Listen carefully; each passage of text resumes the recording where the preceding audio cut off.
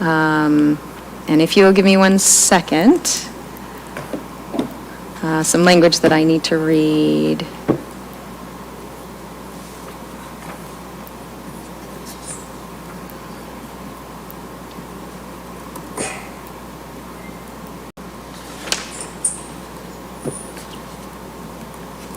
Yes, that one. Hopefully.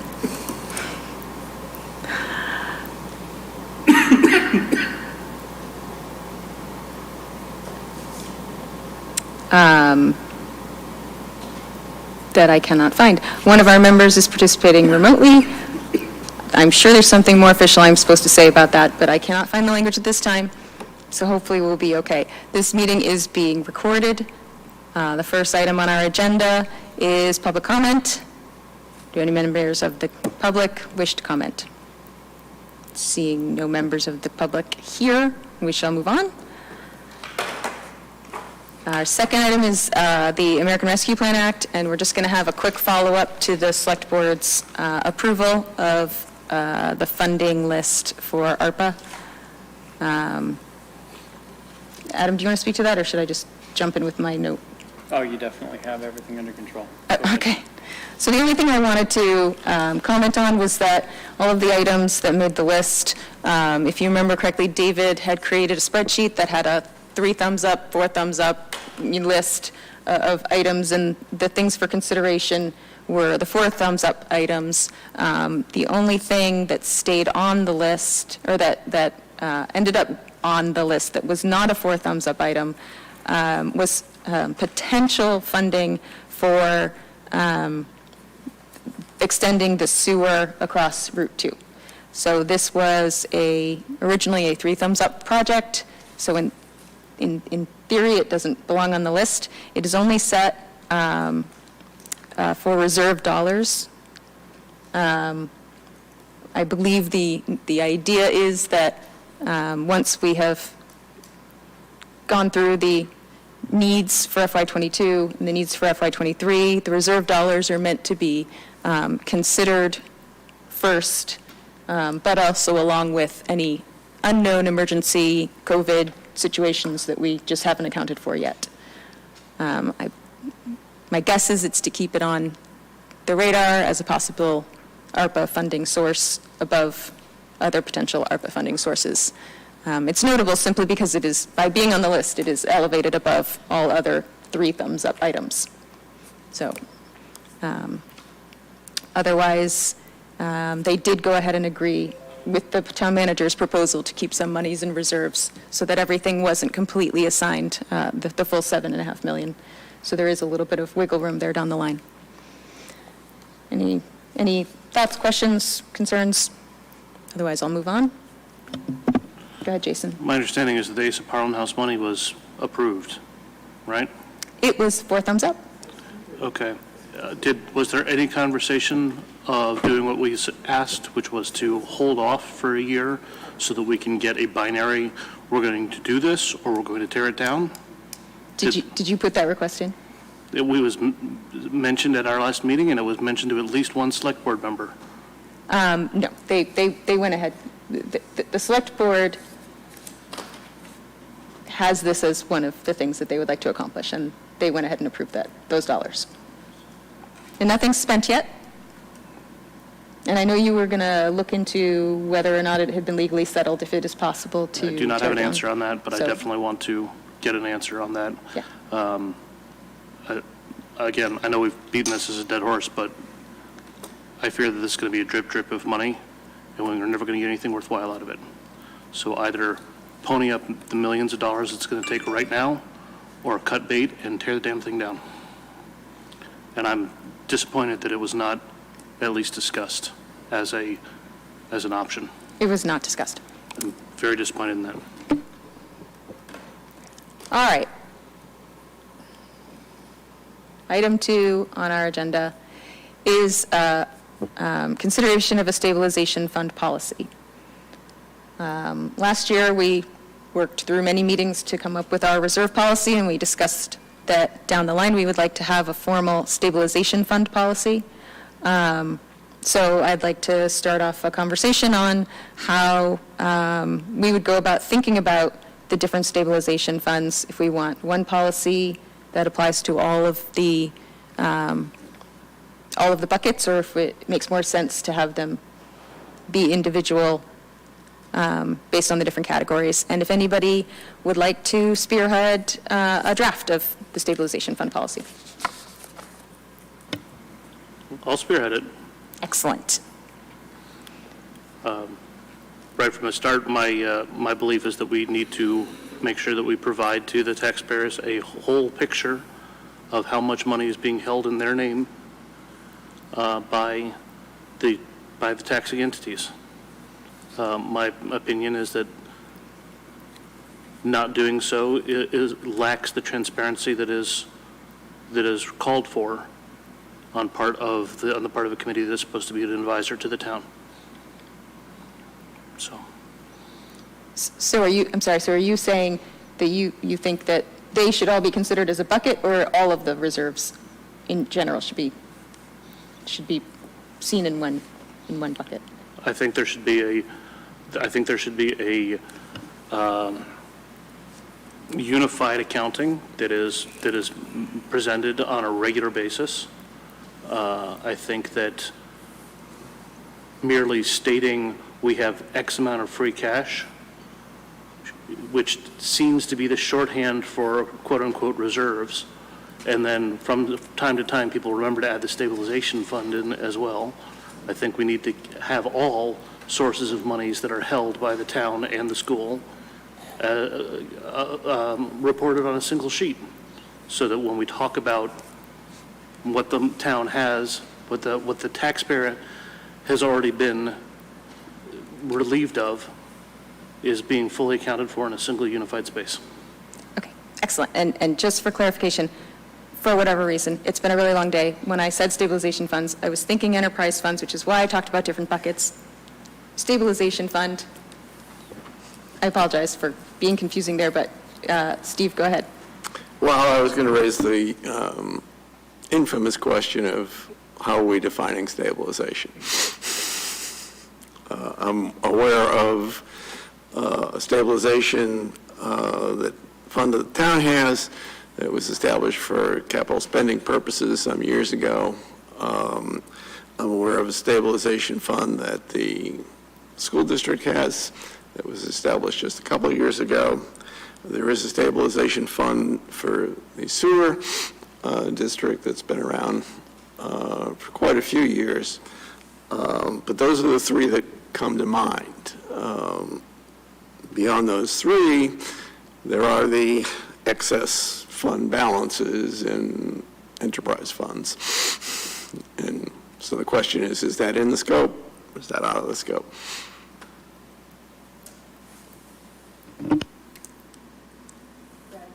I think it should be in scope. What does everyone else think? Yeah, I know we've talked about this quite a few times, and to Steve's point, in my view, the largest balance is just the town's stabilization fund, and the newly, created school stabilization fund should probably be the highest priority. It's easy to get into the weeds on the other ones, but along those lines, I would think we would want to at least have a formal set of recommendations on the usage of these stabilization funds, because recall we've used the town stabilization fund for land purchases and things like that in the past, and hardly stabilizing town finances. And we obviously want to be aware of the context of what actual powers we may have over these funds and how they're actually utilized in town vote and whatever criteria is used. But I like the idea of looking at the other enterprise funds in theory, and I agree with you in theory that they're town money. There's money for various reasons that have been set aside, but I also think it could help. It would make the conversation lose a little bit of focus if we talk about all of those. It does get a little confusing. It can be a little distracting, and if it's simply there's excess free cash, and turnbacks and whatever else, and then there's a stabilization fund, it's kind of nice to say there's a bucket of money out there for the town and for the school, and here's why those were established, and here's the Finance Committee's view on the usage of those funds, rather than confusing the message. I think I tend to agree with you, but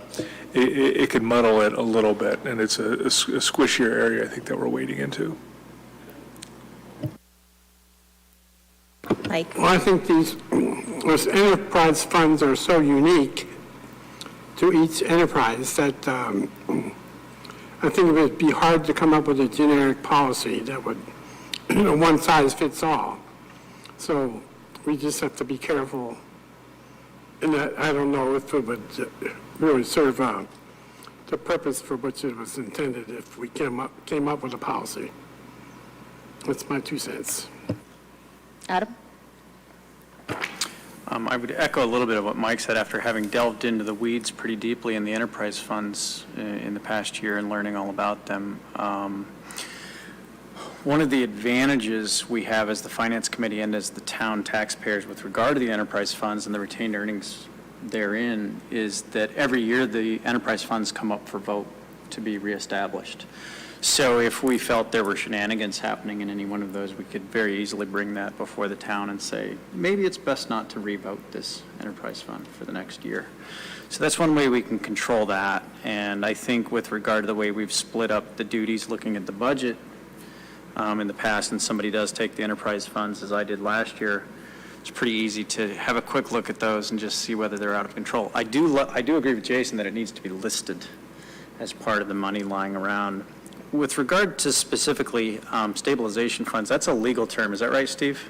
Stabilization fund is a legal term for an account that has to be voted by the Yes, town? it has to be voted by town meeting. It And then has it to be needs voted to spend. Needs a by town two-thirds meeting. vote to Yeah. spend.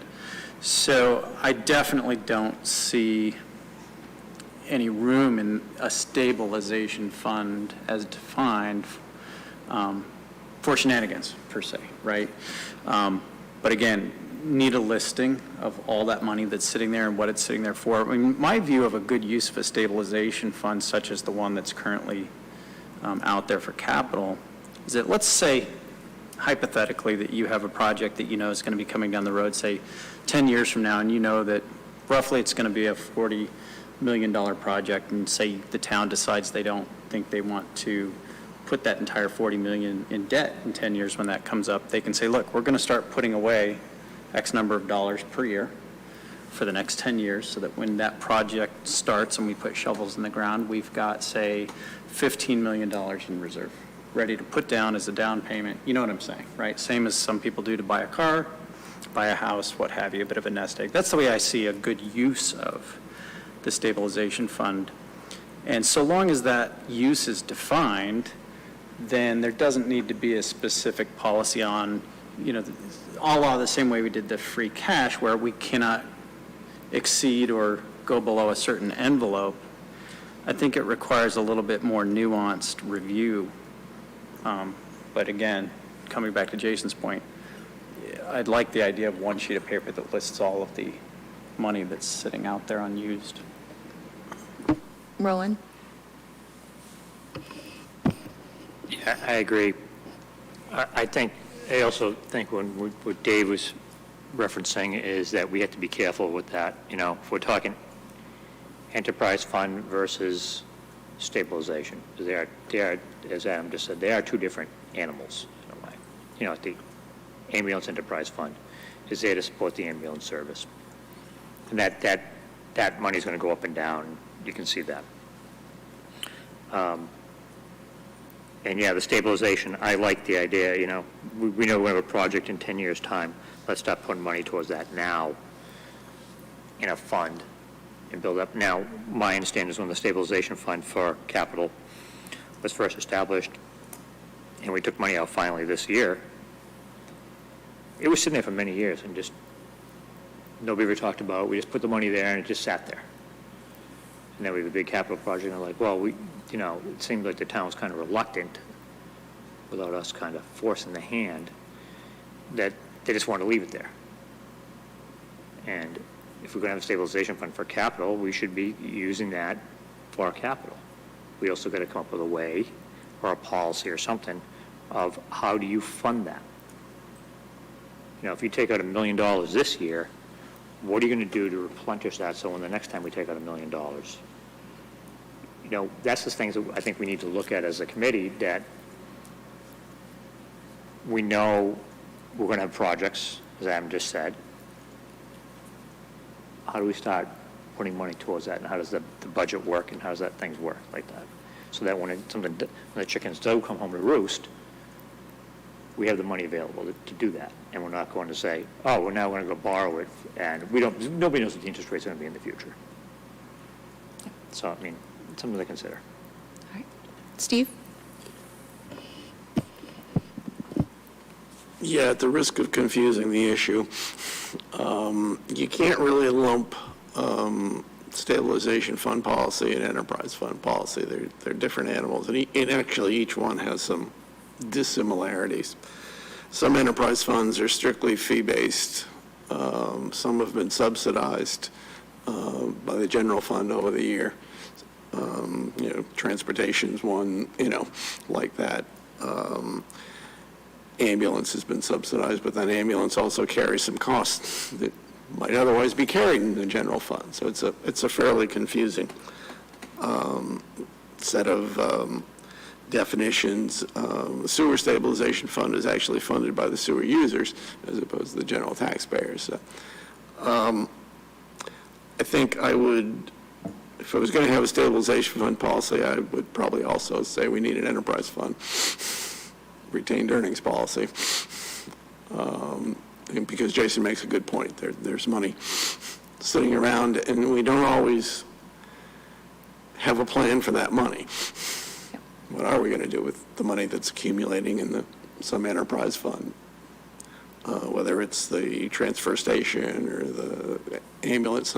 Yeah, sometimes it looks like, well, yeah, we're going to spend it on a piece of equipment. Well, that's fine, but you don't hear about that until they're about ready to buy the piece of equipment, as opposed to any kind of long-range planning for a balance. So, not to make it more complicated, but if we're going to have a stabilization fund policy, we probably should have one on enterprise funds as well. Isha, are you still with us? I am. Do you have any thoughts?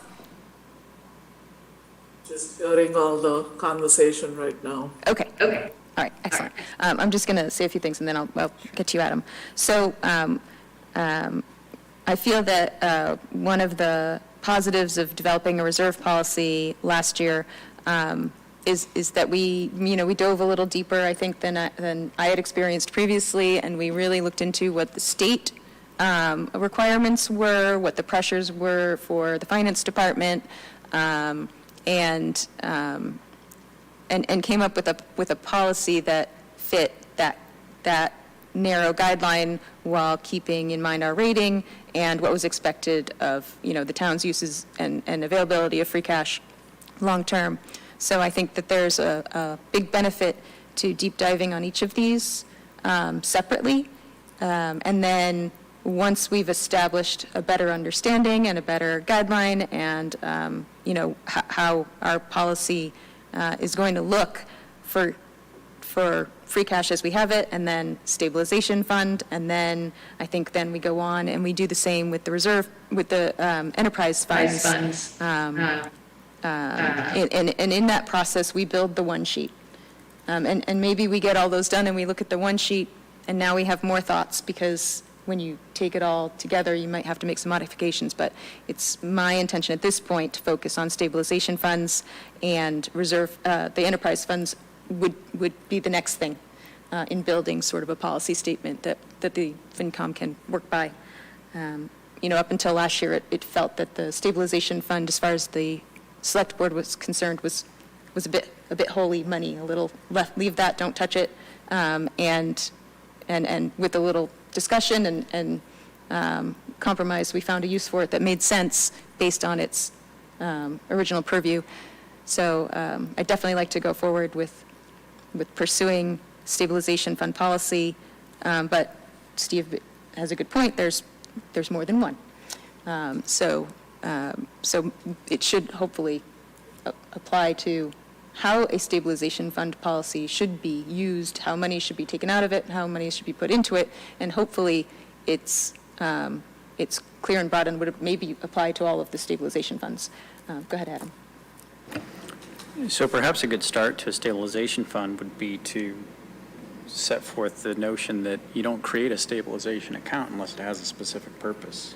To avoid the situation that we've recently experienced where there's $2 million sitting out there that was given a purpose in name, but no purpose in scope or specific project, and the money's just sitting there, which So there was, is the ire of Jason and probably other taxpayers. actually, the original stabilization fund was put into place to protect against a wild violation of the floor. The original purpose of the $2 million stabilization fund was back when this very committee was a lot more militant about spending reserves. So the original purpose of the $2 million fund, while it may have, the recent description of it may be that it was for capital or it was used for land purchases, the original purpose for it was to tie up $2 million so that it couldn't just be spent with a 50% vote. Now, because if you remember back when this first came into place, and this has only been in place for about 5 or 6 years now, when it first came into place, the projected reserves were at 0. So that the original purpose of this was to put a 2/3 tie-up on the money, then a 50% tie-up on the money. Now, which is part of the, now, the reason why this has become such an important topic is because it has become kind of a revisionist history about what the purpose of that money was for. So now if you're saying we absolutely can't touch that $2 million and we want 5% in free cash, now you've overcorrected in the other direction. And I believe that that is a fair chunk of what's at play right now. So it started out as a 2/3 protection tie-up, has been overcorrected as a $2 million guaranteed sinkhole. So we need to figure out a policy that does not allow for either bad behavior to occur. Am I getting my history wrong, Mr. Noon? There's a fair amount of revisionist history on the establishment and purpose of a stabilization fund. My memory serves me correctly. We started off as it was a parallel request to doing a long-range capital plan. And I think our initial request was $800,000 or $900,000.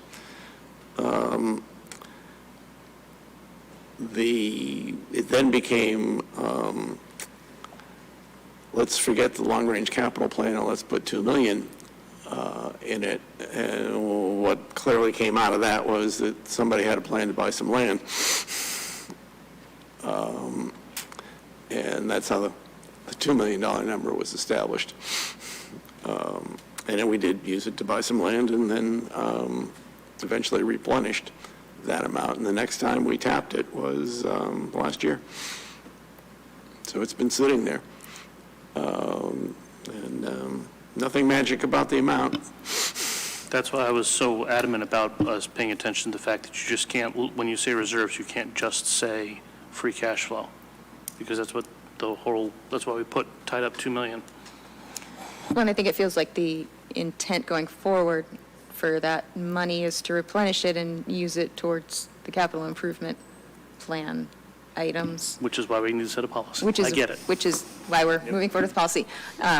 And I will say on the school side, the initial intent of their stabilization fund was to begin saving for upcoming high-cost capital improvements. Specifically, they outlined the Parker Damon building roof, that they would fund it a little bit every year with the idea that by the time that came due in about 10 years, they would have a decent amount towards that end. That wasn't the only reason. They had a number of projects right from the start that they could not do with the original $250,000 capital grant that they'd been getting for the previous years.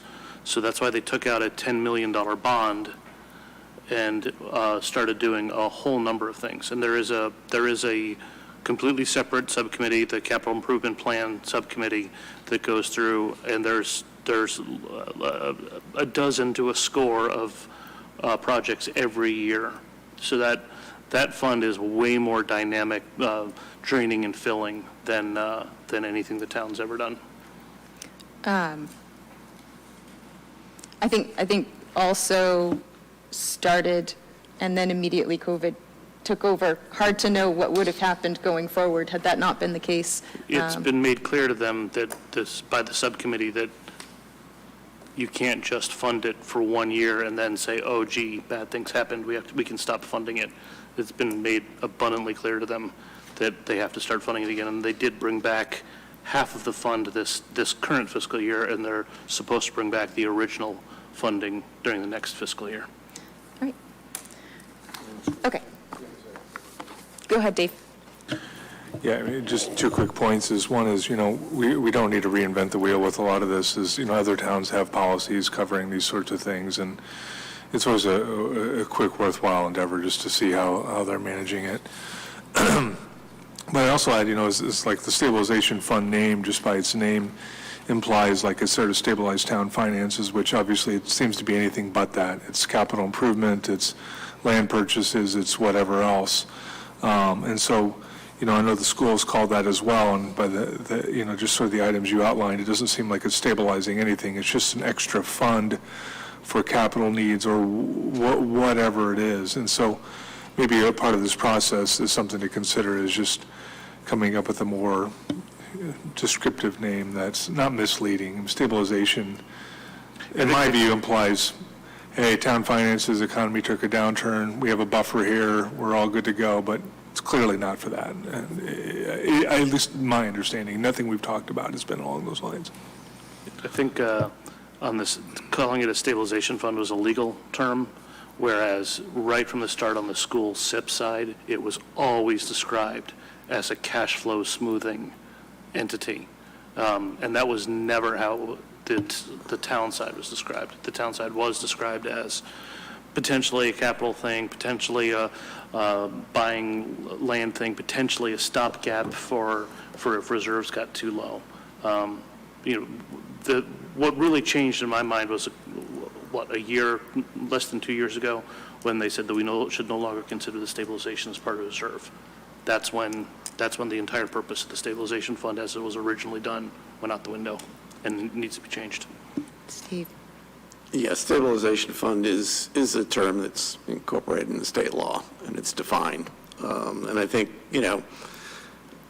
the interpretation of that is it's a savings account for lumpy costs that you don't want to take in 1 year. So to some extent, it's a smoothing effect. But until fairly recently, it was pretty much confined to capital projects. I think a few years ago, the state law was broadened to say you could have a stabilization fund for other purposes. So when we did it, I think, almost by default, it was defined as capital. And if I remember correctly, only a couple years back were the schools allowed to have their own stabilization fund. So that was the year that we generated ours in AB. Before that, we didn't have one, and it wasn't allowed. Okay. Excellent. I feel like, do you feel like you can start off with that? I feel like I can come with something that's not too many words for the committee to review next meeting. I love it. All right. We're going to move on to our point of view document. This is our third pass through. I am going to try to share my screen, Isha, so hopefully you should be able to see. Thank you.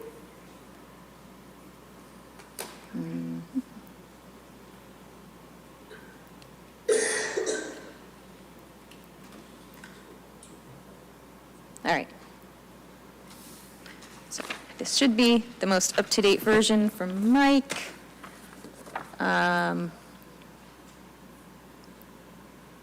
We do need to update the title, since it says FY22 point of view. And this is our FY23 point of view. Oh, the document title. The name of the file is FY22 point of view. Not that, that's it. Okay.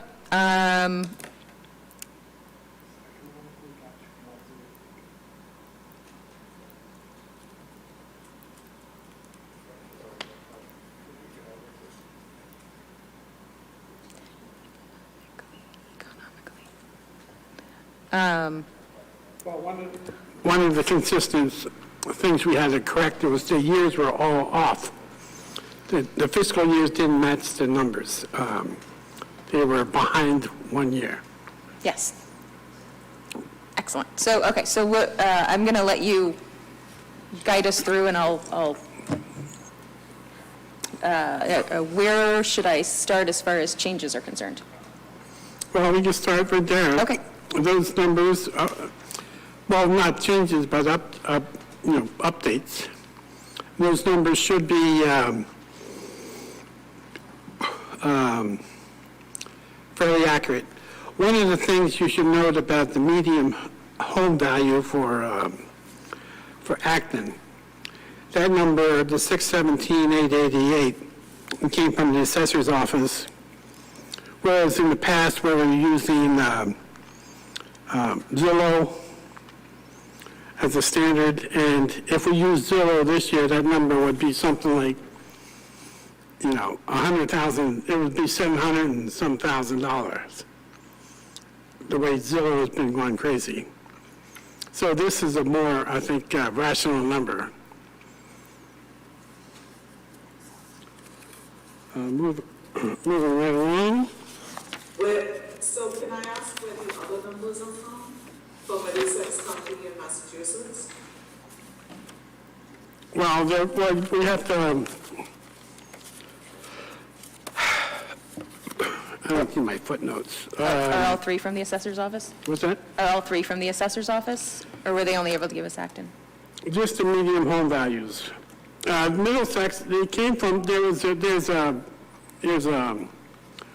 financial publication. We got them off some standard industry database. We can document what that was. I think in the if I was online, I'd see where our sources were. One of the things we're going to, I think, have a page is, I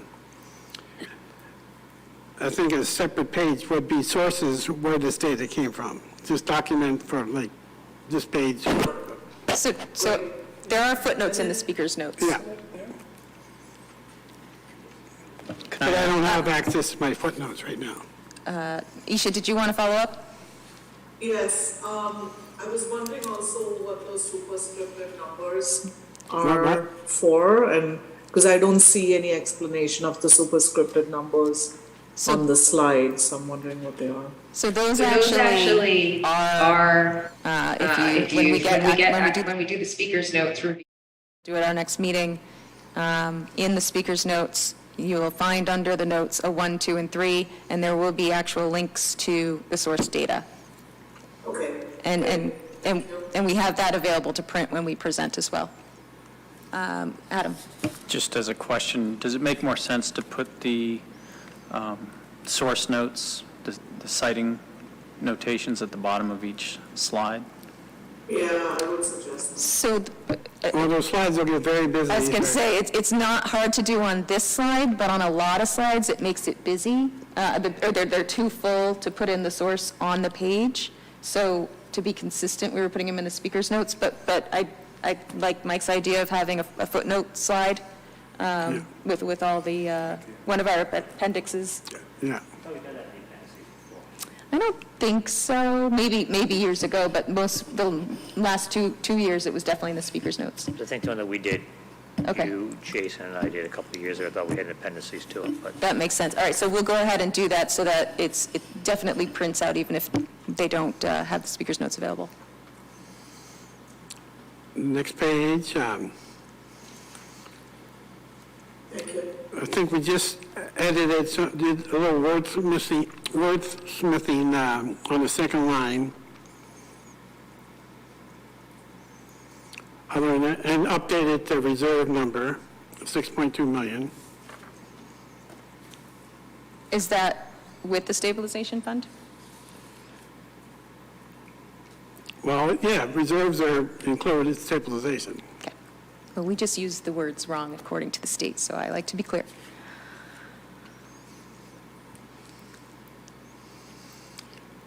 There, this ARPA, we did some wordsmithing there.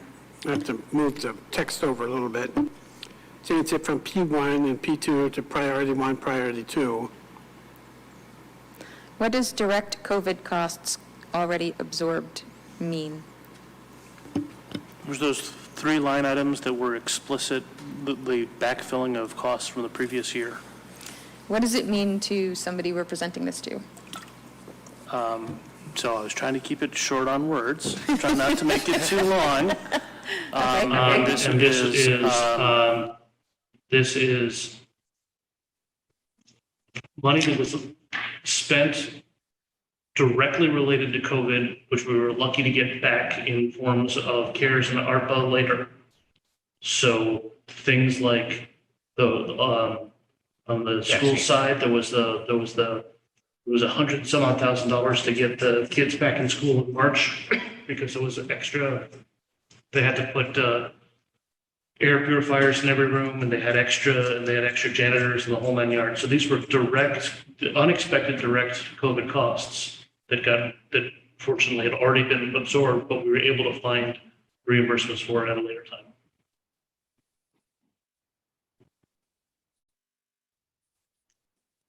Is it? Dave? I was going to suggest on this one, you could even add a sub-bullet with just a commented list of the top 3 largest items and then et cetera at the end or something like that.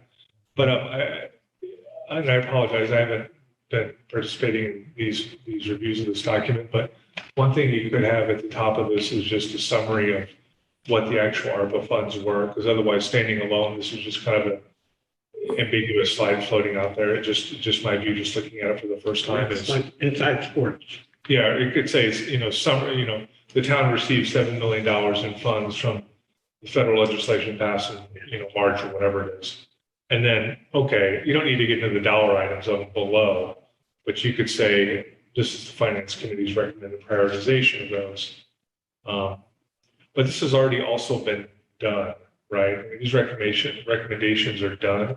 So like if you're presenting this to someone, they're going to say, oh, this is great, your recommendations for something that's already done. Like there's no input into anything because that input's been already given. So I like the idea of just having a slide saying, hey, the town got $7 million from federal government and we've got a bunch of things that are priorities. But this isn't really, just again, apologize for not participating as much on this morning, but. So I kind of agree with that. It's, our recommendations might be more towards ARPA reserve use than where to direct the ARPA funds, because it seems they have been directed and voted on. You could say the town received $7 million.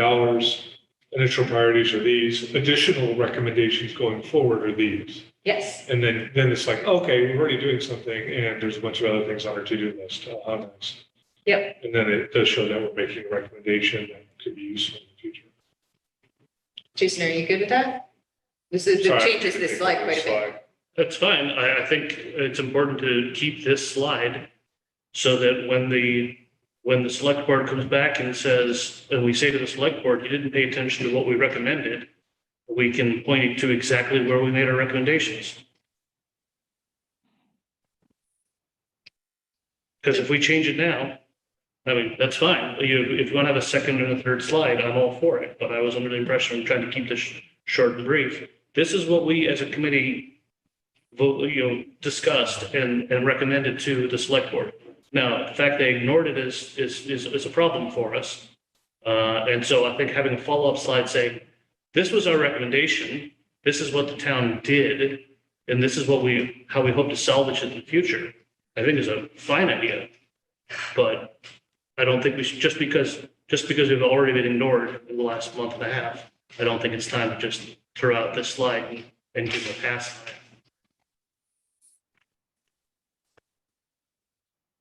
I don't know that I agree that we completely ignored in our recommendations and that they're so far out of line on a number of projects. Yeah, you can spin it around a little bit. You say the town received $7 million. The Board of Selectmen prioritized this. We feel these are the priorities. The priorities were ultimately decided at this, or whatever. And I agree with you, we don't want this to be 2 or 3 slides, I think 1 slide's enough set up. So I don't know, I'm just throwing food for thought out there, but it's just a better way of positioning it than our recommendation. Is here are our recommendations. You can go to this website to find out what actually happens. And it's my hope that the board would continue to come to us for recommendations more often than they have in the past on a number of initiatives, and that they're not, I think we all know they're not always going to be in lockstep with us, but if we are too slap on the wrist every time that happens, and we're not going to backfill the point of view if they come to us with something 3 months down the line. This happened to be when this occurred, and so yes, we do have time to put it in the point of view, but I'm not sure that as it currently stands, it's with long-term planning, which is what this document is. It's supposed to direct the budget and long-term financial town planning. So I like the idea of a merge of these initiatives, a merge of here's what the ARPA funding is, and these were our general recommendations, and this is what we'd like to see them do with the reserved dollars going forward. Did I basically sum that up? Yeah, I mean, you could go nuclear option and say, the finance committee recommends that future federal dollars be brought to town meeting to vote on in that form, rather than, directly with the select board, because it is, technically, we're just talking to them. They're like, that's nice. This is what we decided. Well, to that end, I would like to actually, if I may, Madam Chair. As a rabbit hole, too. It's an important rabbit hole. Article 37 in last year's town meeting, annual town meeting, has a nice squishy loophole word in here. Sources. Move that the town manager is authorized to accept federal and state reimbursement funds from all sources, and that such funds are hereby appropriated for the purposes outlined by such reimbursement. This is a blanket statement that allows them to take the ARPA funds and do what they want with it. Do we as a committee, there's nothing we can do for the current fiscal year that we're in, we've already approved it. Do we want to pay a little more attention at the upcoming town meeting, not to have such a blanket statement and say that I don't think, at the time this was written, I don't think any of us were expecting $7.5 million. I think we were expecting 50,000 here, maybe an unexpected 100,000 there from in-state aid. This is substantial dollars. This is substantial dollars which, if misspent, can have us on the hook for future projects. I think this is too much money for us to be just giving a blank check to town manager and the select board. So to that end, do we want to try and by all means, I think we should work with the select board first and see it, rather than just have a policy now. But I'm going to be on the lookout for a blanket article like this in the next statement, especially if one of the arguments used by the select board was we don't need to fund something that impacts 98% of the people in the town because they're going to get their money later. Ooh, okay, well, so in other words, you're expecting more large buckets of money later. I think that it would be prudent for the finance committee and the townspeople writ large to have a little more control over this. Yeah. So I'd like to, is it fair to shelve that for a future meeting? I think it should be the slide right after ARPA. So we're going to recommend, what I'm wondering is if what this ultimately is, when we receive the warrant and that language is in there again, we actually seek to amend it at that point. I think by the time the warrant comes out, if we haven't laid the groundwork and don't have it in our point of view, it's going to be, oh, this is a last minute, we can't do anything about this. I think if we say now that we'd like to set a dollar limit, anything over $250,000, or whatever number we as a committee think is reasonable. I think we should set a dollar limit and say, if you have an unexpected windfall, you should come back to town meeting before expending this money. Steve? Yeah, I think, Here's a good I try and bridge the gap here. I think the slide we have is good. I think there's another bullet that says, as of now, the Board of Selectmen did not adopt all of our recommendations, which of course they are not required to do in any way, but then cite a couple of examples of things where we thought they should go this way and they went that way. And then as the document lives its life, if things change, we can drop a couple of examples. They may have come along and saw it our way. So, but we should, I think it's important to note that we didn't agree with everything they did, and we had some disagreements, and be specific about one or two or three of them. So I guess I'm going to ask you to do some wordsmithing and remember that sometimes we have shorter line items on the bullet points, but we expand upon items in our talking points to make sure that it doesn't get too bloated. Well, we can have a statement. There's, actually, we have a statement from John Mangiarotti that introduced that $7 million, so we can use some of that information as an introductory comments on our ARPA recommendations. That sort of explains the funds. Okay. All right, let's move on. Those numbers, we added FY '21. Also, the fiscal years at the top were one off in previous presentations. Thanks for fixing that. We rate justified everything.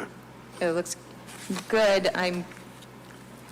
Isha, what do you think? Is it readable enough? It is, okay. It's readable now, much more so than it was in the last iteration. Great. I do worry that as much as grid lines would clear things up more, I think it would be very busy. So if it's readable enough, then I'm happy with these updates.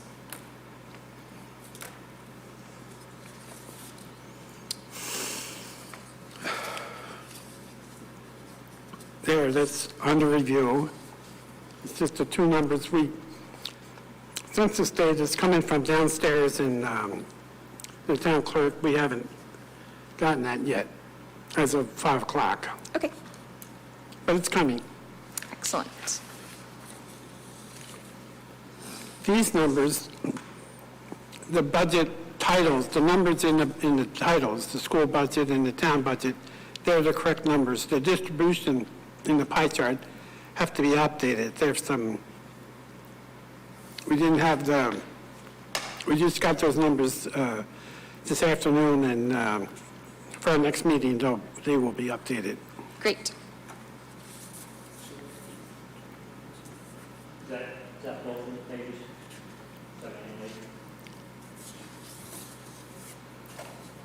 What was that? Is it the same on the revenue sources? Is that the same? Same thing. Yeah. Okay. So, excellent. So Steve will have those for you for the next meeting. Okay, great. On the debt service side, we had talked about expanding this out a little. Mike, you were saying that we talked about any number of range of years, but we get too far out and it's just a lot of data. You talked about it with Steve and Brian and Roland and myself. It's just 30 years is just not feasible.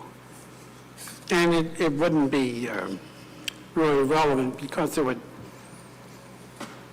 as soon as you add new debt or, it would be a chart that would be very difficult to update and maintain, but this sort of gives you a general overview. I think what we could do is we could eliminate like 17, 18, and maybe 19, and then go 3 years. So What about, 28, 29, 30, and 31, or something like that. what about 15 years? 5 years in arrears, 10 years in the future? Well, see, you're going to get a slide where it's going to be, everything's going to be tiny. No, You've got 12 15 there, Yeah, so you're 15 is just- only 3 more. You're just adding 3 more.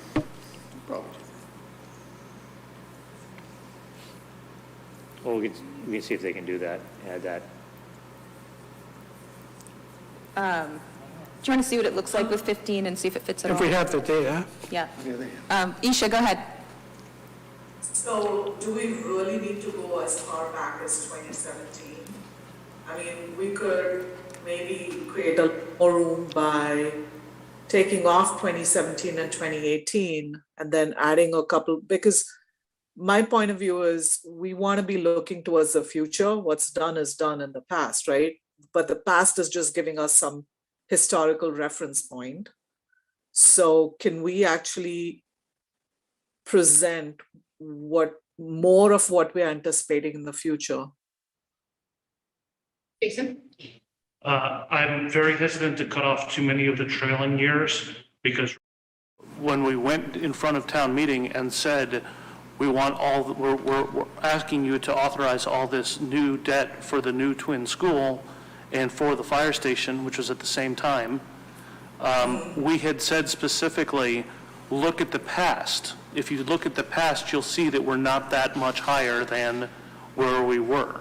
So if I understand the need to keep this as clean as possible, but I also think that the whole purpose of debt is it comes as a sinusoidal wave.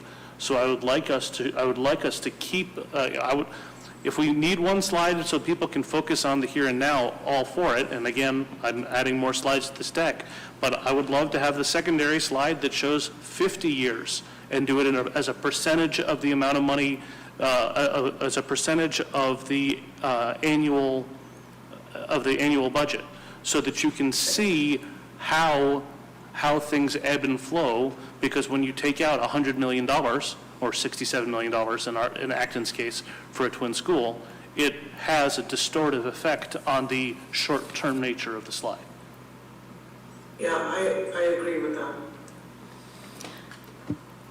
Do we need more than the 2019 and 2020 to show what you're trying to get at? And I do, of course, the story was that, as you can see in 2026, the levels are not that far On this off. slide, if you want to cut it down a couple, that's fine, but I Just- definitely want to go on a a slide that's got at least 30 years, if not 50. Yeah. Is that for our benefit or for presentation purposes? Like, is that something that we should maintain and keep in our back pocket at all times, that we update yearly so that we are always looking at that information? Does it need to be presented? I think it tells a great story when you're at the PTOs, but Yeah, I think you got to think of the audience for this point of view document as well. It's the general public, and I think their heads will explode and their eyes will glaze over. They look at a 50-year chart.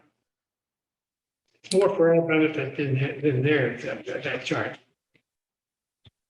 I would like to see a 30 and 50-year chart. So maybe that's something we can work on going forward, but I don't know that we necessarily need to put it into the point of view. Adam? Yeah, Well, do you think a 30 and 50 year would be interesting for us to look at next to this? At least, because right now I have no concept of what it looks like, to be able to say, okay, this one belongs in the point of view, those two do not, or these two do and that one does not. But right now I can't form an opinion on a 30 or 50 years I haven't seen. Isha? I agree. I think without seeing what the pattern looks like, it's really hard to kind of judge. I would like to personally see, given that I don't have all of the history of what has happened in the past necessarily compared to many of you, I would love to see how our past decisions are sort of impacting our debt service in the decade or 2 decades to come. Okay, Roland, So what I'd like to see on this slide is get rid of 17 and 18. Agreed. And then do 29 and 30. So you're taking away 2, you're adding 2. Keeps the same. and then every year we drop one out. Yeah, because that way you kind of go lockstep forward, With right? keeping in mind, of course, the picture, as Jason said, at some point, we will lose that 2020. Yeah, and And we might want to keep it a little longer at some point to make sure that we can still explain the story. oh no, I agree with that. Right. 2020 on, yeah, absolutely 2020 on it right now. Mhm. It Oh, shows yes. the spike up.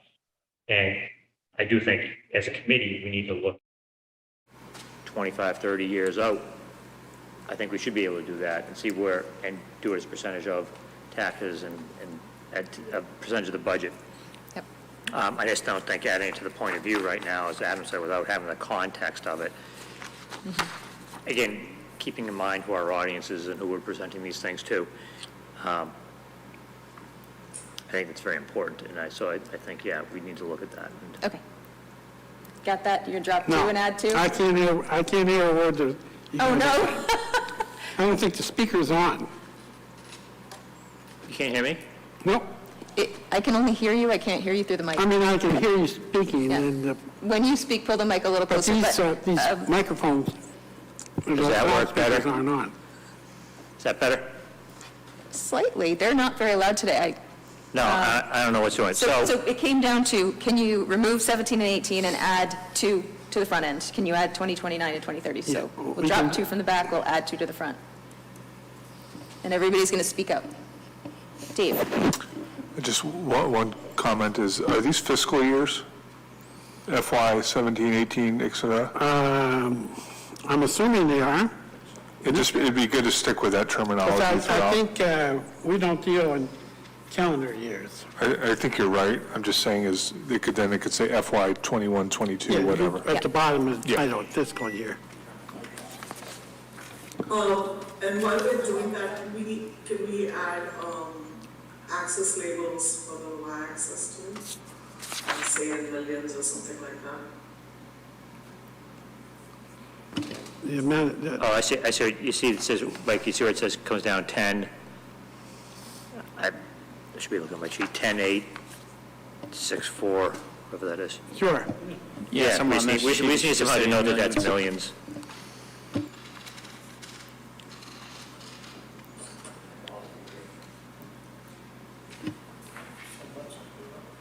Go ahead, Steve. Okay, so can everybody hear me? Yeah, but these speakers definitely are not on. Turn your mics off. Turn your mic off. It might be. So, if my recollection is correct, if we went back further from 2017, we'd find higher bars. So I think we ought to put together the 30-year chart at least, and then decide what's the point we're making with this thing. What do we want to say about debt service? Do we want to say, yeah, it's going to spike for 5 years? Well, this one does fine. If, to Jason's point, if we want to show this stuff ebbs and flows, and from about 2005 until a couple of years ago, we didn't do anything in terms of building, then, then we need a chart that shows more historic years. If we want to say it's going to go up in the future, then we need a chart that shows more future years. So let's put the long view chart together and then decide what is the speaker notes actually going to say on this one. And then you can cut it accordingly.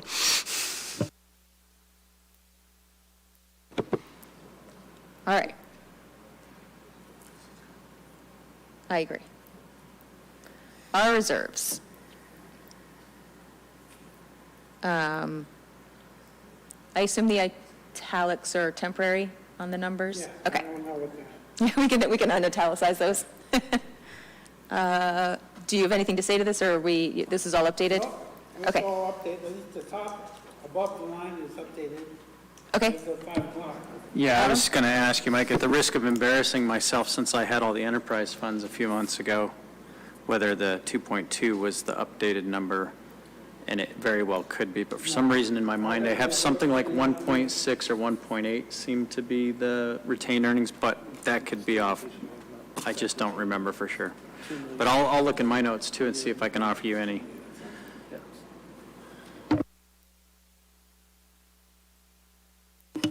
On that last slide, can we also fix the italicized? yeah, we covered that. Oh, yeah, okay, I didn't hear that, sorry.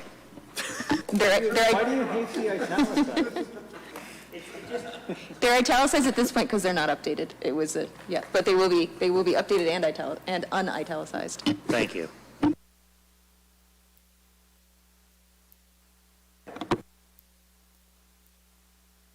This chart, the same issues apply to this chart as previous charts. The fiscal years were one off, so it has to be updated. We have the numbers for 18, 19, 20, and 21. But we just got that data 5 o'clock, so we'll clean that up. And fixed, it says like percent of total. So the fiscal years are one off, and we have, we could drop off or just add 2 more years of, 2 more fiscal years of data. And if we could make the line graph that's through the bar charts Yeah. a thicker, and then also maybe either get it outlined so that you can see it between the bars, or change the color of it so that you can see it between the bars would be nice. Just remember that it has to be visible when you print in black and white. So, well, I was just going to say, so that makes it difficult to do in red. I've got it here in black and white, and it's a very, the bar charts end up a very dark gray. So it has to be Yeah, I think if you just increase contrasting. the font, I call it the font of the bar, of the, Thickness of the line. yeah. Yeah. Yeah, and that, the numbers at the bottom are not aligned again, so we need to fix that. Yeah, well, the word budget's in the outline part of it. Lines. Yeah, I assume that'll all get updated when you update the numbers. Yeah.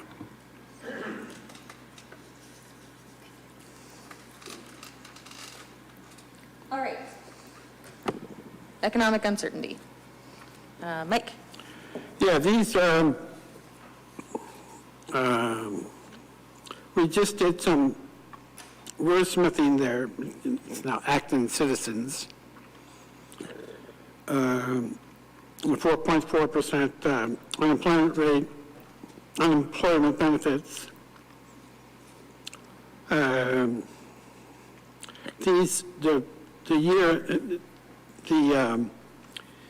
Where before we talked about municipal spending, we're just calling that local receipts.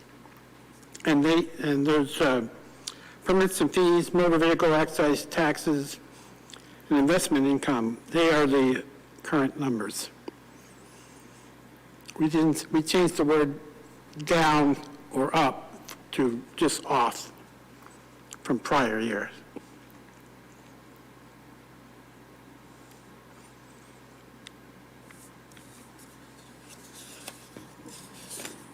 Do we happen to know how many of our citizens typically access unemployment benefits? I don't think, it's probably in that neighborhood within 0.5% or more. It's been probably fairly constant. We could research it if you want. No, I was just curious on the off chance that question gets asked. Right. And it's good to know if that's a high number at this point or not far off. Steve? We've had it in the point of view for about 10 years, so you just have to go back and look at a bunch.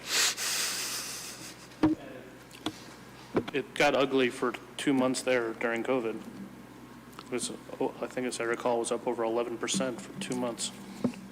That's what I was wondering, if it had gotten back down to kind of standard normal. I'll go look through some old point of views and see what I can suss out.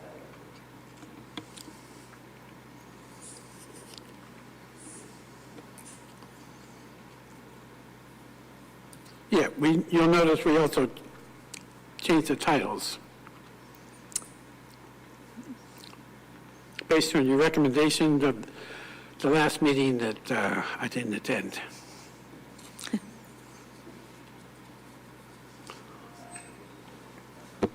Okay, do you want to speak to this Yeah, one? this is the strategies for dealing with our economic uncertainty, no or limited tax increase, spend cautiously, change your underwear regularly, identify services that are redundant. It's a new, I think, a wordsmith.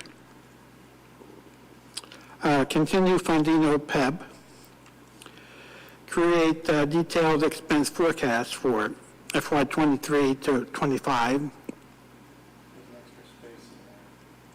And there's a couple new statements below. Costs other than suggested by Steve, costs other than compensation should be level funded.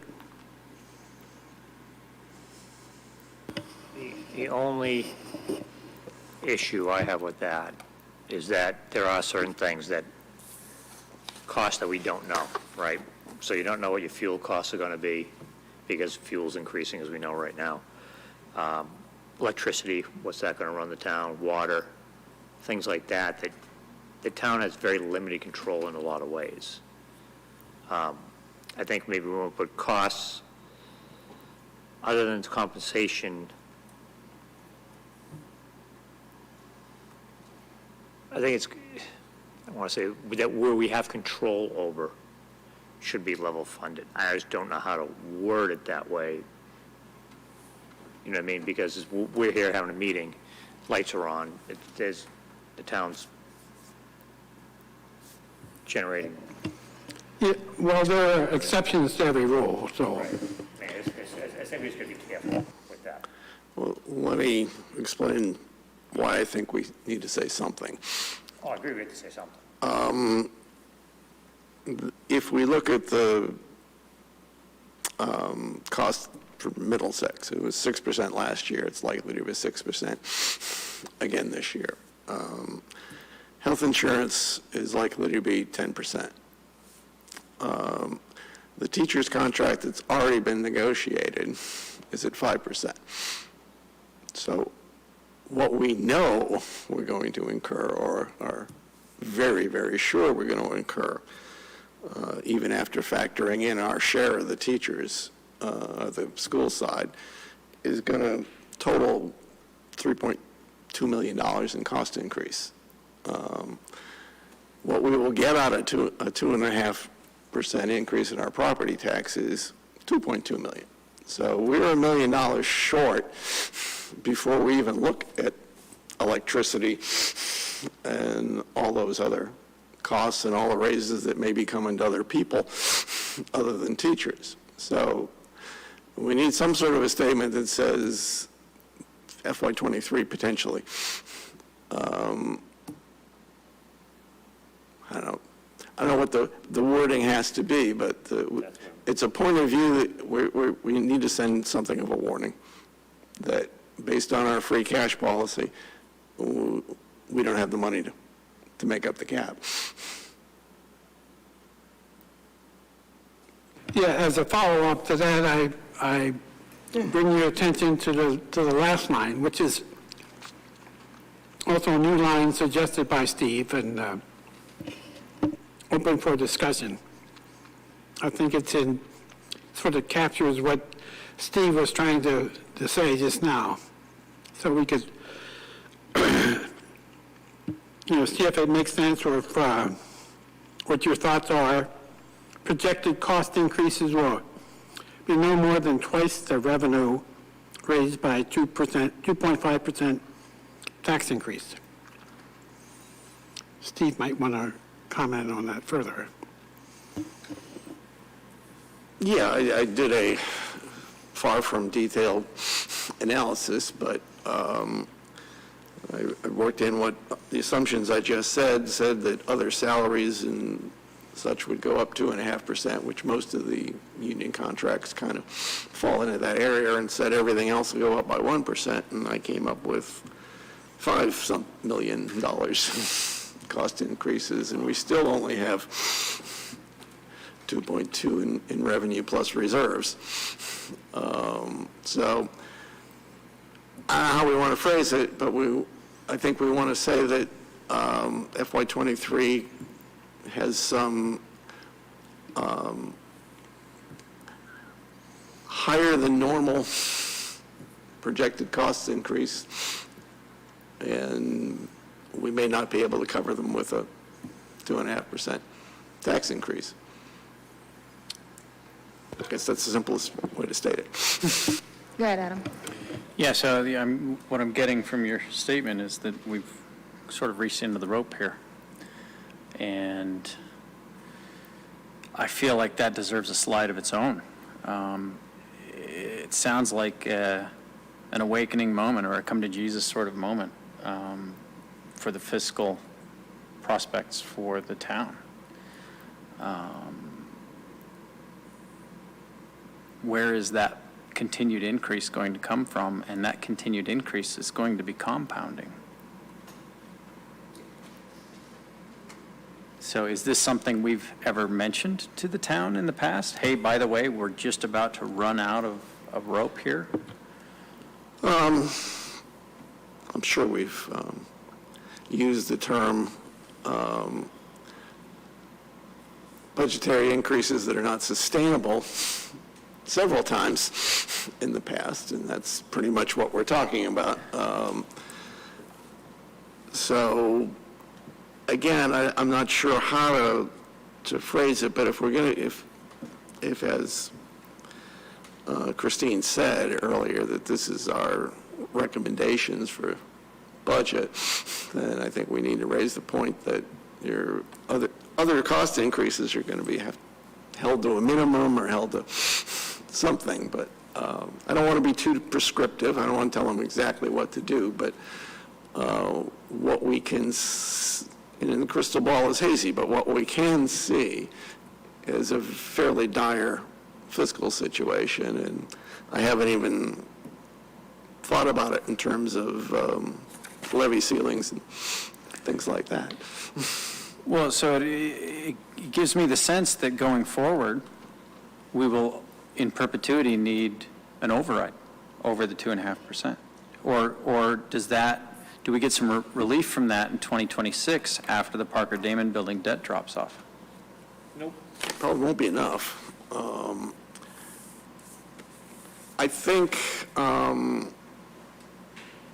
we also, back to economic uncertainty, we're also looking at a period of more rapid inflation than we've seen in many years. Many years. And that 2.5% does not adjust for inflation. It's always going to be there. So yeah, if you go way back in time, yeah, it was a problem because inflation starts ripping along at 5%, and we still are dealing with a 2.5% revenue model. So, like I said, I don't know how exactly you want to say it, but somehow we have to get this. FY23 could be a real squeeze on, and Jason said it in the past, I've heard him say it many times, the compensation tends to squeeze out every other item in the budget, and this year it's going to be worse than most. Well, now it's going to start causing us to actually have to cut items from the budget.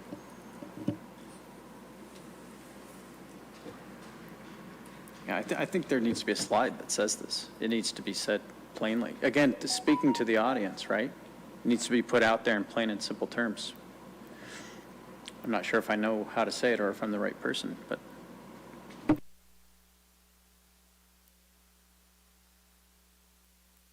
We've had on the point of view that compensation growth of greater than 4% year over year would eventually lead to overrides. We had that in there for many years, and this is the worry. Mike, do you feel you can take a stab at what we've discussed as far as potentially a more red flag slide on this particular issue, or do you want to work with? Well, I'd appreciate input if Yeah. you guys can send me your thoughts. Okay. I think two other bullets that aren't included in this list or the next that I think we should address is also a statement about inflation on the rise and supply chain issues. Really, it's causing havoc. Maybe we end up with a 2-page economic uncertainty, if that's the situation that Yeah. we're in. Let's go through and, and see, and let's go through and see what else we've got in here, Right. and maybe some of this will shake out, but Next slide. speaking of, Compensation is our largest budgetary item. Past 5 years of compensation has grown greater than 4%. Middlesex assessment likely to increase beyond 6%. Health Insurance Trust predicts 10% rate hike. Not good news. I have a question about the last 2 bullet points. Are those increases for the next financial year alone or beyond that? Steve. Middlesex has been going up 6% for a couple of years, and I think it will probably continue at that level. The health insurance trust increase is more, part of that is COVID-related expenses, and part of it is we purposely held down the rates in past years to use up some excess reserves. We have now accomplished that task, and so we will be riding the health insurance inflation escalator from here on in. So whatever rates increases we see coming, we'll be passing through.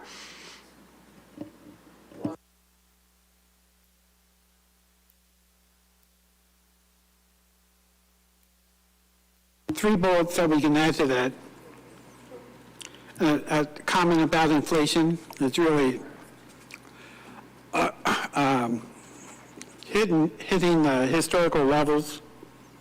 The ongoing supply chain issues going to really have an impact on the economy.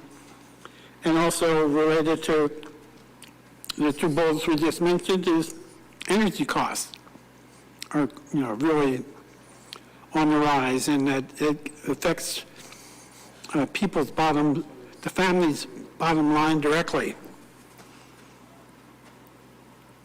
So, and it's all, those last 3 items are all recent, based on, the last year or so.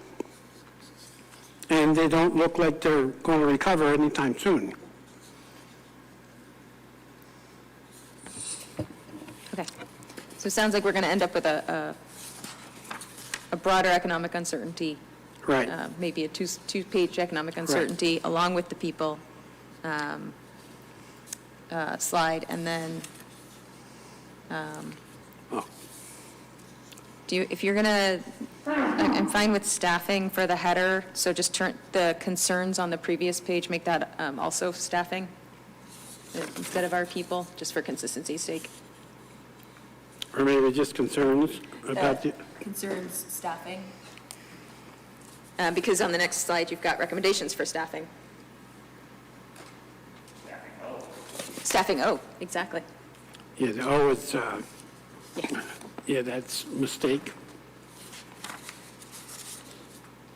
So we've got this set up with the concerns and Yeah, the but recommendation. go back one slide.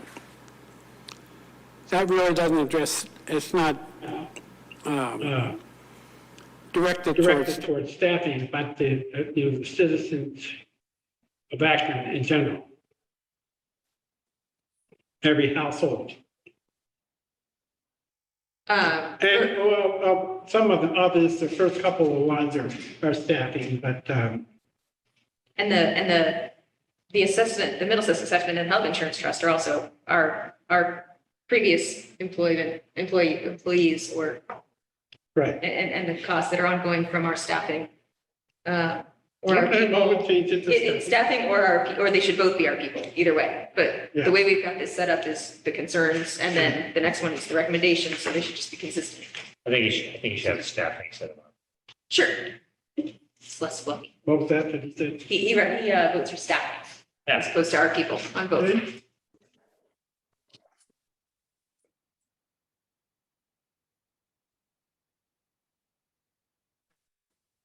Do we want to make a comment on this slide about how contracts are approached going forward? I think we should have, a bullet point in it to say, not funding new positions with one-time money. You know, it should be part of the budgetary process and not take it, the ARPA money to fund a new position and, 2 years they'll become, it's just gonna add to the 2.5%, the higher growth of 2.5%. One-time money is just not gonna be used for that period. That is called out on your slide specifically. No hiring on. Doesn't have to be mentioned here. It is a recommendation.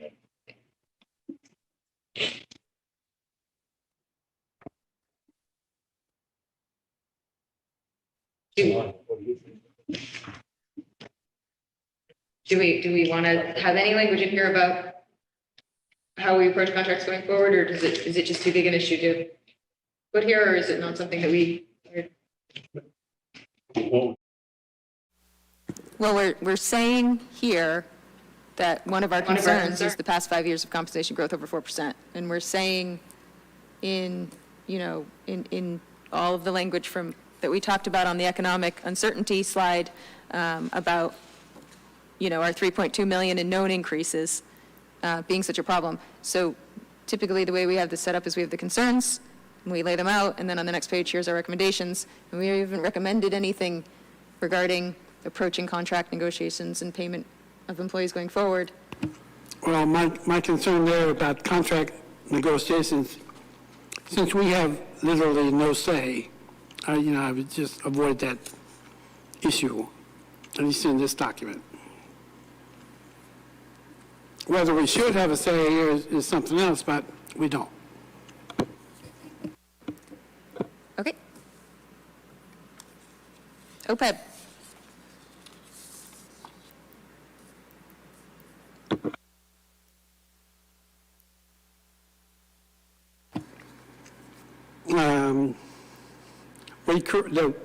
We made one correction. The funded ratio is not 330%, it's just 33%.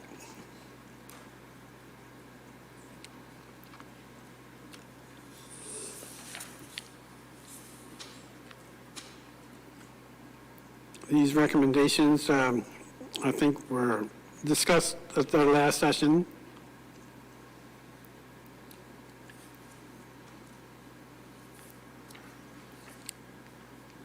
And here,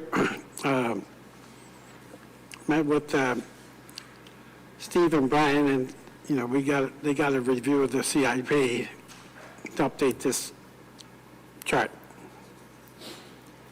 I think I pulled a lot of this off of the CIP that they've got posted, that they put on their website last year. I'm curious, I don't know if you've looked at it, I'm curious if they are updating it, or if it's still... Well, he said they were. Okay, all right. As of, when Roland and I met with them last week. Okay, so we can get updated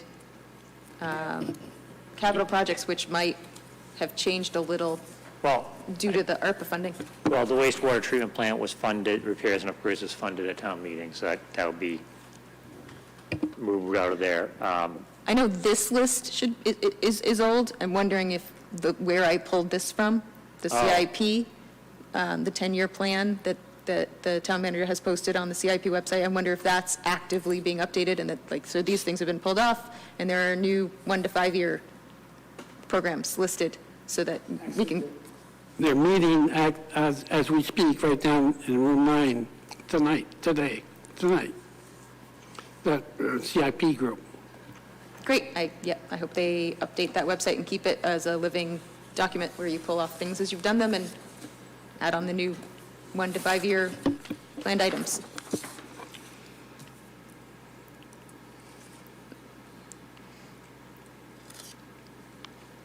This is I don't think we made- sort of apple pie and motherhood.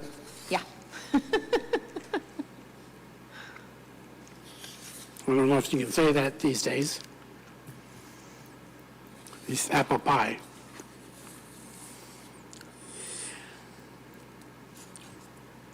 All right, and this we established last year, so we just need to know what the X's are going to be. Right.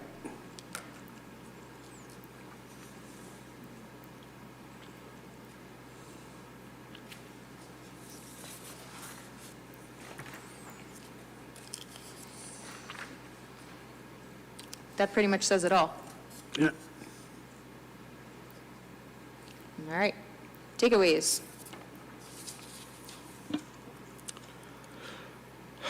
Yeah, this might need some wordsmithing too.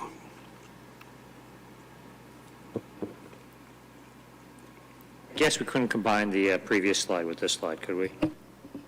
Adding the bullet point into this slide as a takeaway, We might be able to put it somewhere else, maybe. instead of just having its own slide.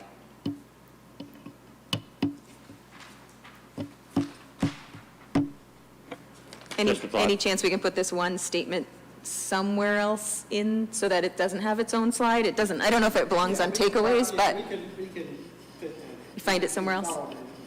Yeah, find it a home? I like that. That's a good one. We do say here, towns and schools need to manage budgets to avoid an override. Well, what about putting it in on a slide on recommendation for future capital projects? Yeah, don't Yeah. buy land. Yeah, don't buy land. Reduce the font a little, we can get it in there. Yeah, I think, and then that way we eliminate the thing, less is more in this case. Yeah. We do, go ahead, Isha. Could we add, for the tax bill bullet point, can we say increased over $600 for your per household on average for the past 3 years, just to make it clearer? If that's indeed the case, Per year per household. yeah, Yeah, we can add that. thank you. Yeah, if you look at it, it's $1,800, $600 per year. So we have here, right, without a change in spending, operating overrides may become necessary in the future. It doesn't sound as urgent as what I hear from you. So this is our language probably from the last couple of years. Is this the place to make it more urgent language? Yes. Agree. Oh, yeah. Because, fill in the blank on free cash, talking maybe we could use 1.3, 1.4 million in free cash balance. I think it's a bigger problem. Which then just comes back again next year. Doesn't mean that they can't find some reductions. I mean, some of this ARPA money is kind of going to replace money that might be in the FY23 capital budgets. It's too early to make a definitive statement. We haven't seen anybody's budget. But yeah, it probably should be a little bit more here and now as opposed to maybe in the future. So you can always word it some way like could possibly impact next year, Is it too strong to say without a change in spending? We predict operating overrides will be required. Yes, it's not too strong. Yeah, maybe required in FY 23. We don't always make a prediction, so kind of, I think that might be a lot stronger than what we're saying here, you know? And it kind of just make it jump out of the wall to put a year to it. I like putting an actual time frame on it, because otherwise if you just say the future, nobody pays attention and it's nebulous. Correct. Sorry, did you said 24? I said 23, but for 24. Uh, I mean, either one, the point being that if we don't change the way we are spending, that operating override is going to become a reality. And it could be as soon as either 23 or 24. Are you comfortable with that? Yeah.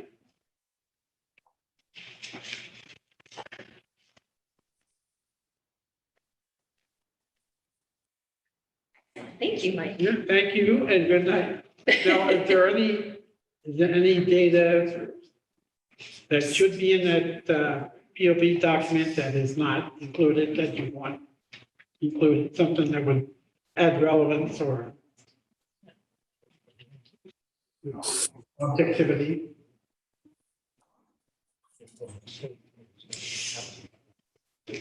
Sorry, we're having a conversation over here. Seeing, What was the question? do you think there's any data missing or anything that we're failing to present that we should add?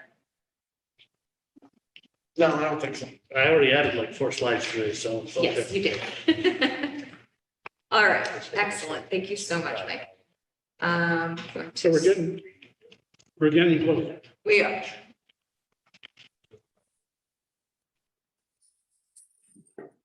All right, on to Finance Committee business, and I'm going to let Adam.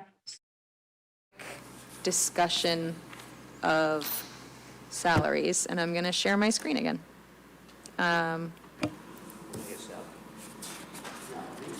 Let's not get carried away. Hold on. You're all being put on salary. All right, go ahead, Adam, and I apologize for any blurriness. Hopefully this gets the point across regardless. Yeah, this is really just going to be an just gonna be executive level summary. Based on the task I was handed out 2 weeks ago when we were discussing the slide where past 5 years of greater than 4% compensation growth. I said, gee, wouldn't it be nice if someone would graph that compared to CPI and see You'll whether learn. it's an issue or not? And I think about 7 of the 9 committee members said, great, Adam, thanks for doing that. So the slide is very blurry, but to get the gist of it, the black line is CPI. On the left side of the graph is the year 2000. On the right side of the graph is year 2021. The orange and gray lines are, I believe, the orange is the Massachusetts average governmental salaries, and the gray line is the Massachusetts non-farm salaries. And so for that period, 2002 to date, CPI increased 2.1% per annum on average.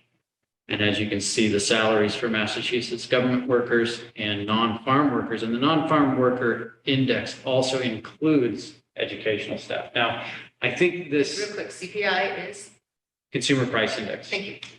which is the most notorious and useful inflation index. I do want to say that I'm not picking on the schools here.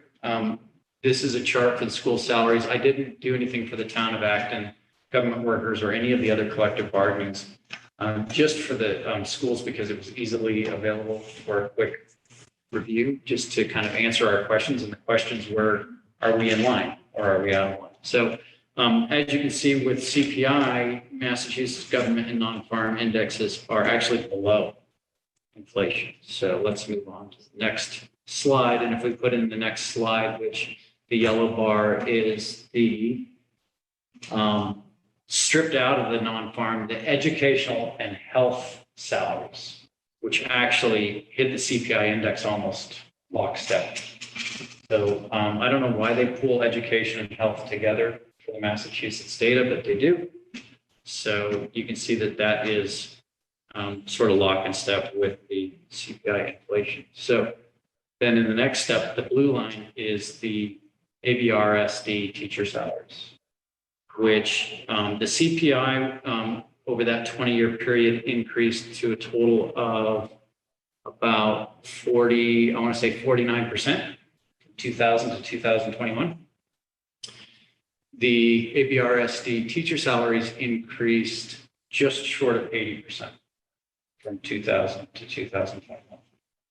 Now, I know that looks very far out of line with inflation, but the next slide is even more telling, which is to add the green line, which is the average Massachusetts teacher's salary, which is bang on in lockstep with ABRSD, or really it's the other way around. Yeah. And I suspect that every school district in the state is following in lockstep in some way, shape, or form, because the averages of these districts look like they just follow the same trend. The average per annum for the teacher salaries is 3.1% for the state and 3% even for ABRSD. Over 20 years. So, yeah. So on its face, it seems like the salaries are not in step with the economy. However, in the marketplace, which is the state of Massachusetts or New England in general, we look like we're right on track.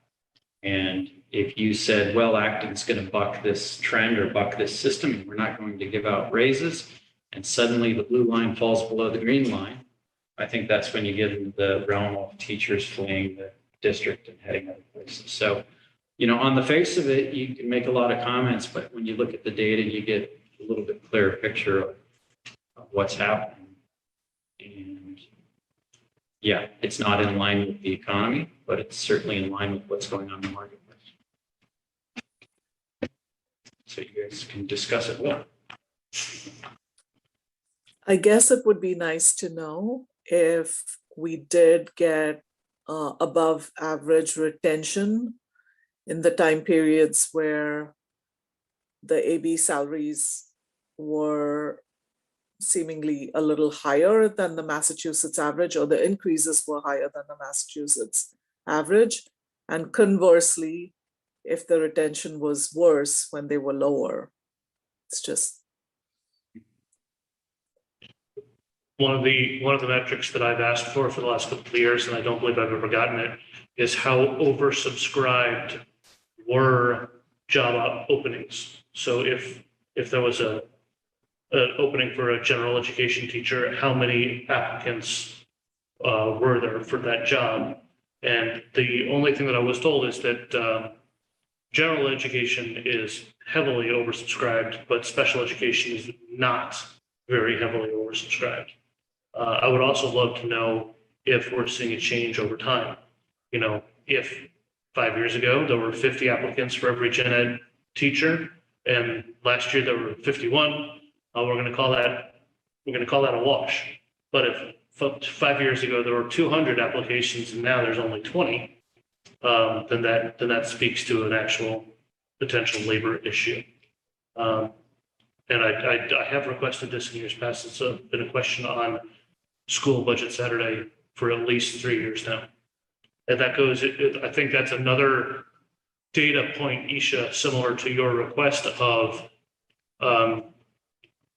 if we're paying marginally above Massachusetts rates, are we getting anything for it? And if we're paying marginally below, are we being penalized for it in any shape or form? And then, sorry, and just I'll throw this out there since Jason mentioned it. On average, ABRSD is 6.6% above the state average, which I think is about in line with what our cost of living is compared to the cost of living for the state average.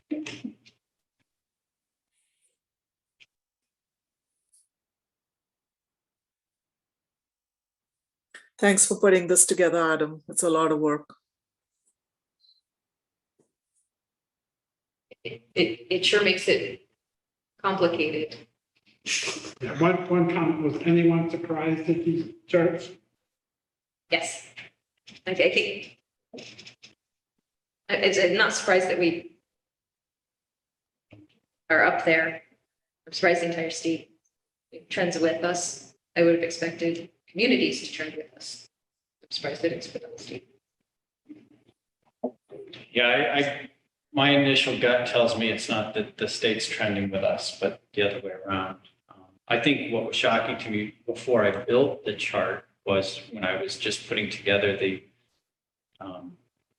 annual averages for the town and the state, how often we're above 4, 5, even 6%, and how many years we've been above 8 and 10% increases. I didn't expect that. Those numbers were scary to me at first. And then, as I say, once you put the fact together that we're really following what's happening in the state, it becomes, less of a talking point, that's for sure. Well, it changes the talking point to not are we out of step with our comparable communities. What it comes down to is, as a society, as the entire Commonwealth, are we comfortable, or is this the trend we want of the power of the teachers union and the transfer of resources to education? Is this the level of transfer of resources to education that we as a society are comfortable with? And I'm not going to answer that tonight. Are you going to answer it next time? No. I'm not totally surprised. A few years ago, I was on a study group with schools on comparative communities. And while we did not report on salary as one of the factors that we compared to a peer group of communities, we did do a lot of research on salaries. And one of the things we did was we pulled together the salary grids for about 10 towns, for teachers. And there was, as Adam just said, a remarkable similarity in where they started, where they ended, and how they progressed. So it's, and that may be part of the Mass State Teachers Union collective bargaining strategy. And looks like they're doing a pretty good job of keeping things in lockstep.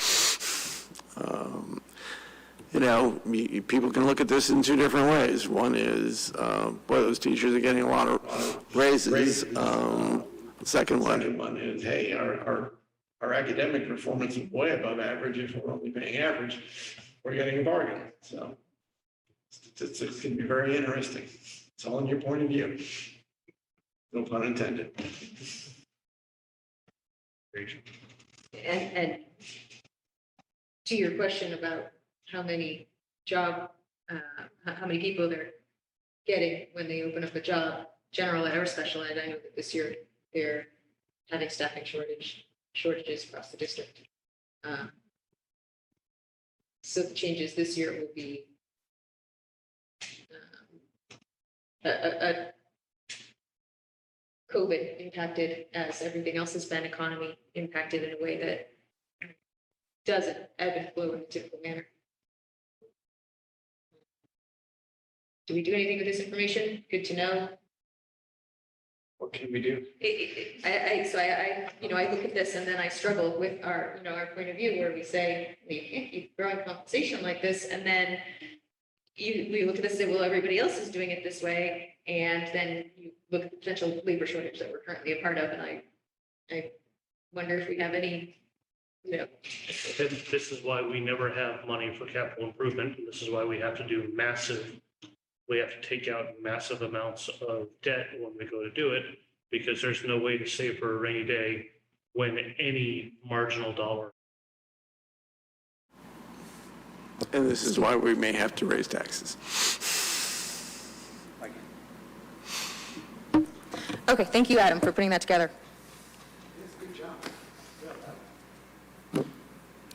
All right, we have, oh, I don't know what I just did there. We have some minutes to approve, if I can find them. I have a lot of windows open on my screen. Today I can't vote. What was that? I forgot to review them today. I can't vote. You can still vote. You can vote even if you weren't here. All right, I will. I sent you some revisions. You did, and I forwarded them on. Thank you. Yes. Teresa. I will accept a motion to approve, and can we do them as a block? Usually we do them one at a time. The minutes of August 24th, 2021 as amended? So moved. Do I hear a All right, we have to do a roll call vote because Isha is remote, so I will start with you, Isha. Yeah. All right, Mike? Aye. Myself, I vote aye. Adam? Aye. Jason? Aye. Roland? Aye. Steve? Aye.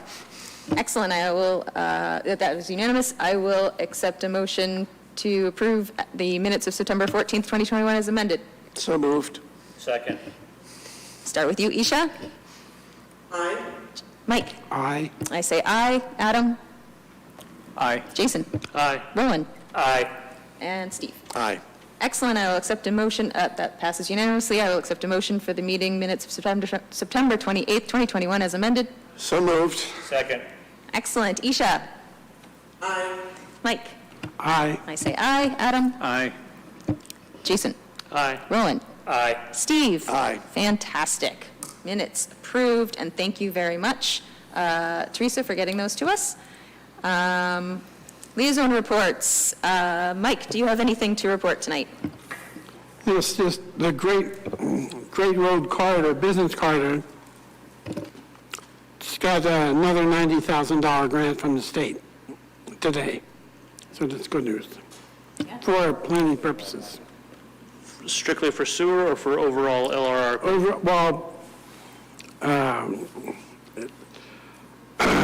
What's the term? Well, there's a memo I sent you guys just a few minutes ago from John Maserati that explains, but mainly it's planning. It's not, I think it's more signage and things like that, not really sewers for this grant. And I don't know about you guys, but I'm excited for X Golf, which looks like it's going to go into the old Pier 1 along with Boston Market.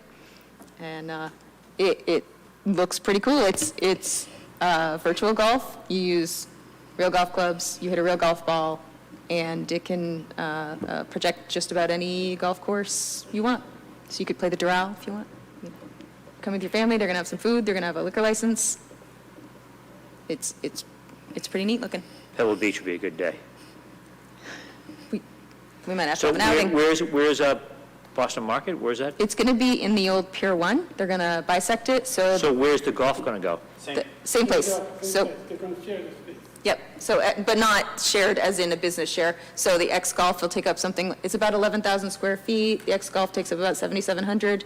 The Boston Market isn't like a typical standalone Boston Market. They're doing these new, you just walk up and there's a row of food. It's without as much seating. It's a much smaller Boston Market setup, but it'll be right in that plaza. More meals tax revenue. Yes. Adam, anything to report? You just reported mine. Sorry, I stole your X Golf. Don't mind. Jason, Roland, Steve, Isha. No, okay. And ALG will finally be meeting again before our next meeting, and I hope to get to you an updated ALG report. They've been reworking it, and I haven't been able to get my hands on one in quite some time, but as soon as I have access to it from Mr. Barrett, we will pass it on to the committee. Anything else? Isha? I move to adjourn this meeting. Second. All right, we need to have a roll call vote. Isha? Aye. Mike? Aye. Adam? Aye. Jason? Aye. Roland? Aye. Steve? Aye. And Christina, I say aye. Thank you, everybody, and have a great night.